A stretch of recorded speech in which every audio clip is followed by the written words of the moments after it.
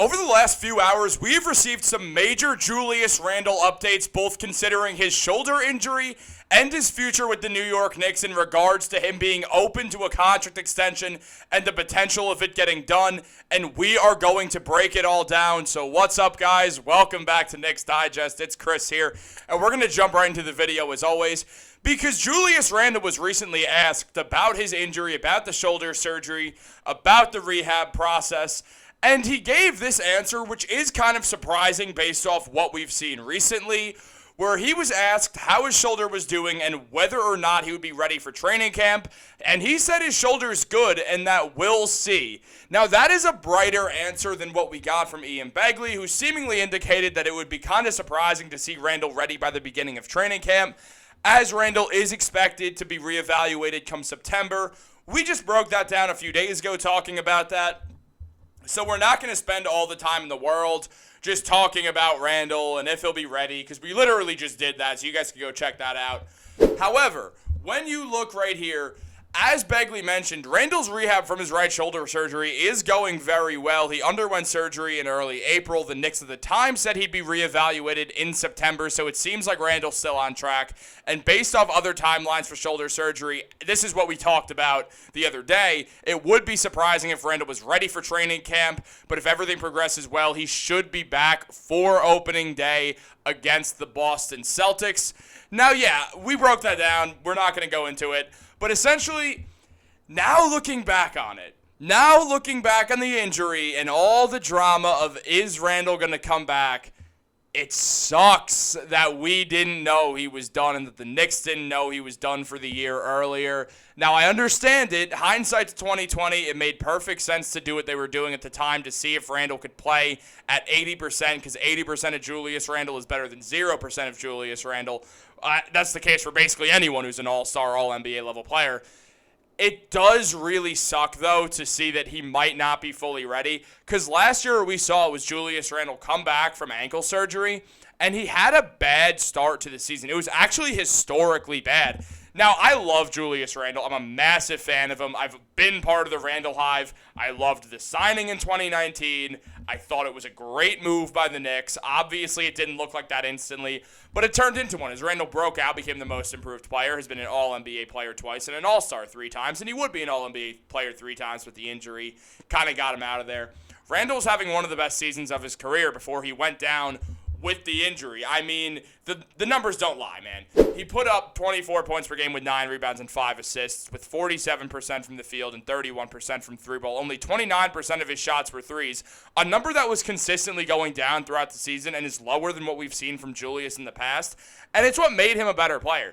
Julius finally got the spacing. Once the Knicks traded RJ and IQ for OG Anunoby, Julius Randle had the best spacing of his NBA career. Now with Mikal Bridges on the team, the spacing's even better. Julius has a team set up for him to have the best season of his NBA life, where he can put up around 24 points per game anyway and get nearly 6-7 assists with 10 rebounds. I mean, you got a team full of shooters. That's exactly what's best for Julius and Jalen Brunson, a team full of 3-and-D guys, whether it's Dante DiVincenzo, OG, Mikal, Josh Hart, Deuce McBride. All these guys can play the 3-and-D role, given Josh Hart's not a specific role. As Steve Kerr said last summer, Josh Hart's position is he's a winner. He just plays winning basketball. It's what he does. Guys like him and Bruce Brown, it's hard to stick him at one position. It's more just they do what has to get done on the court.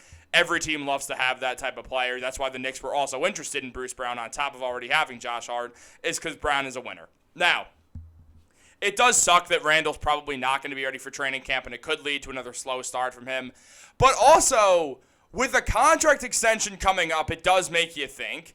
And it will be interesting to see how the New York Knicks play in a lineup that could potentially be Brunson, DiVincenzo, Mikal Bridges, OG Anunoby, and Mitchell Robinson. I find that to be a very intriguing team. It's such good spacing. You got Mitch down there. You got 4 out, 1 in with Mitchell Robinson, who could sit dunker spot anyway because he's going to get the offensive rebounds. He just shoves people out of the way and gets that ball. Good for kickouts.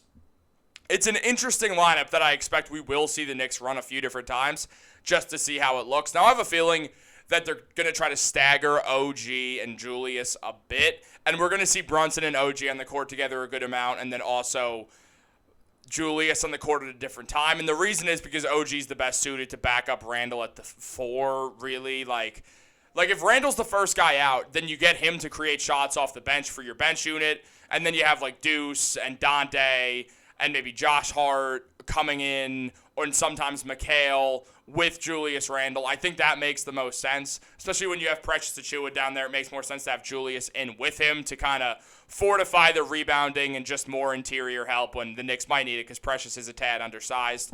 Now, at the same time, we do have to know what's going on with Julius. We have to know, is he here for the long run? And it's tough to know right now, but it seems like he probably will be. Now, Ian Begley was recently asked about the update, and he said if the Knicks sign Julius to a big extension, he can no longer be moved prior to the 2025 trade deadline. Now, let me just say that's not like something that's expected to happen or anything. But players like Randle who sign big extensions can't be traded until 6 months after the date of the agreement. And beyond that, Begley doesn't have a concrete update for us, which really makes you think the Knicks are just looking to keep Julius. They're not really looking to move him at all. They reported at SNY, that is last month, that an extension wasn't at the forefront for either Randle or the Knicks. Randle has been eligible for an extension since August 3rd, so that's 13 days, essentially 2 weeks as of now. The Knicks and Randle can agree to an extension at any time between now and June 30th, so there's no exact reason to rush, especially while he's still rehabbing an injury. The Knicks probably want his mind fully on that, and it seems like Julius doesn't seem like he's chomping at the bit to get that extension right now anyway. Maybe he's going to bet on himself and thinks he can get more if he has a great season and stays healthy, which does make some sense. And Begley does highlight that based on how things have played out since August 3rd, it seems like neither side is in a rush to get something done. Now, that doesn't mean that Julius is leaving. It doesn't mean the Knicks don't want Julius Randle. It means the Knicks are focused elsewhere, and so is Julius. The Knicks know they need a backup center more than anything else in the long term, because Precious is there for the short term with the backup center position. They want someone who's a more traditional backup center that's evidently clear.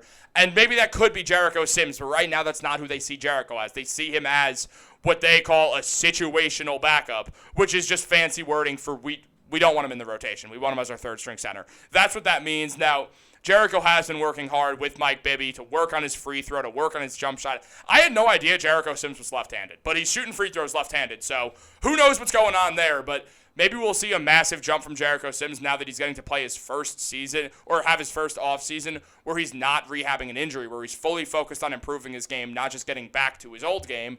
Now, Randle is focusing on getting back to being Julius Randle. The Knicks need him to succeed. He fits the team so well. Obviously, if he was there against the 76ers, against the Pacers, it would have helped them. They would have went to the conference finals.